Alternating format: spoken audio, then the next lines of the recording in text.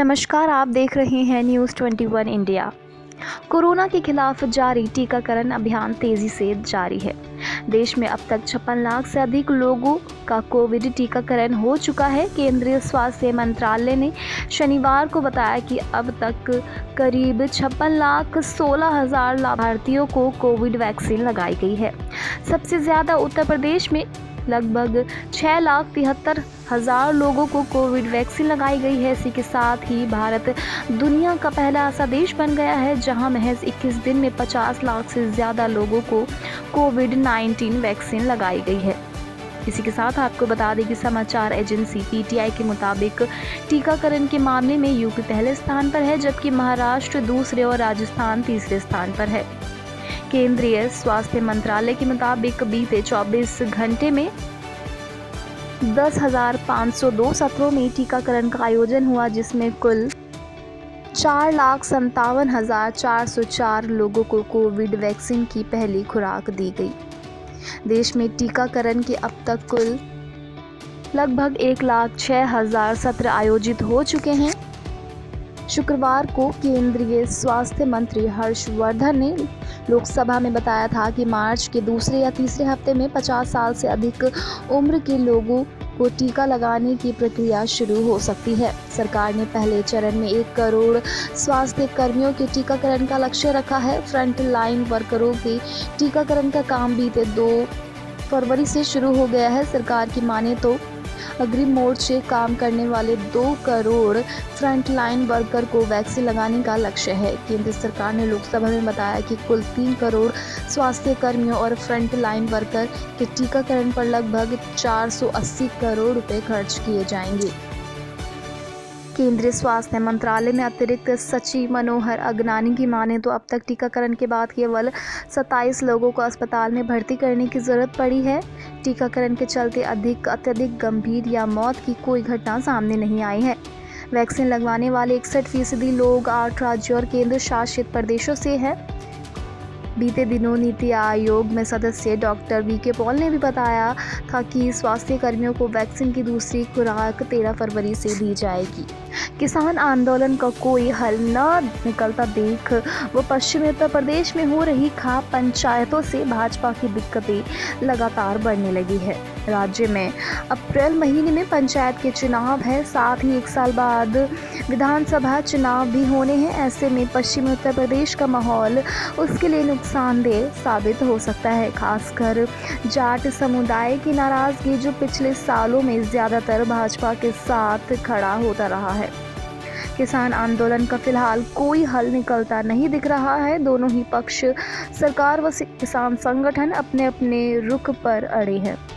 भाजपा की दिक्कतें उस समय ज़्यादा बढ़ी जब उत्तर प्रदेश सरकार ने गाजीपुर बॉर्डर खाली कराने का ऐलान किया और भारी पुलिस बल खड़ा कर दिया।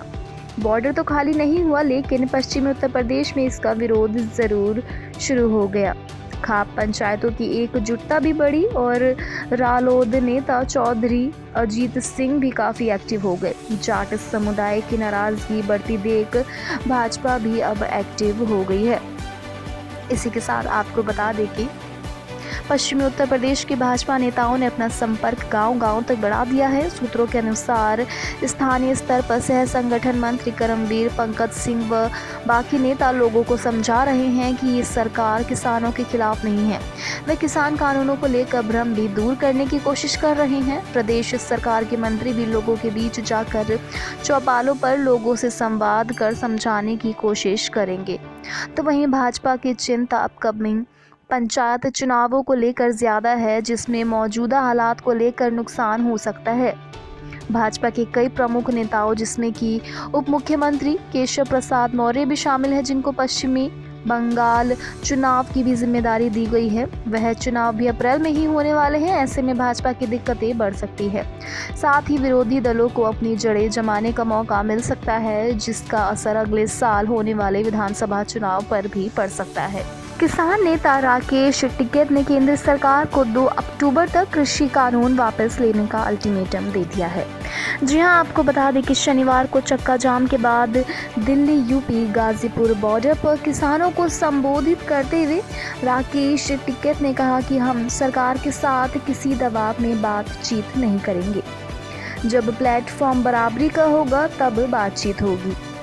टिकैत ने चक्का जाम के बाद किसानों से कहा कि हमने कानून वापस लेने के लिए सरकार को 2 अक्टूबर तक का टाइम दिया है। इसके बाद हम आगे की योजना बनाएंगे।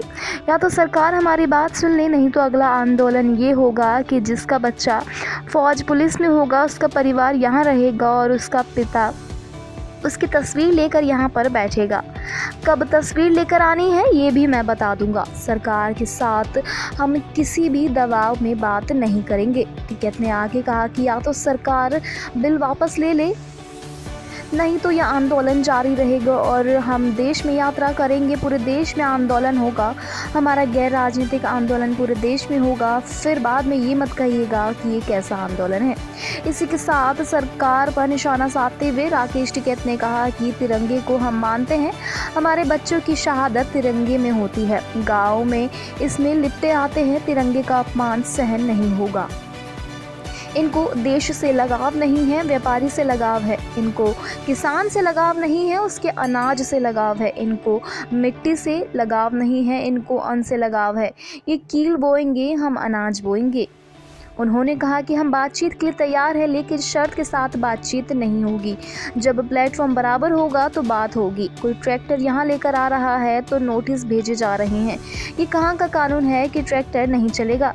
इसी के साथ आपको बता दें, आंदोलनकारी किसानों ने शनिवार को 3 घंटे का चक्का जाम का ऐलान किया। इसके तहत दोपहर 12 बजे से 3 बजे तक किसानों ने देश भर में हाईवे को जाम किया है। इस वीडियो में बस इतना ही। आपकी इस पर क्या राय है हमें कमेंट कर ज़रूर बताएं।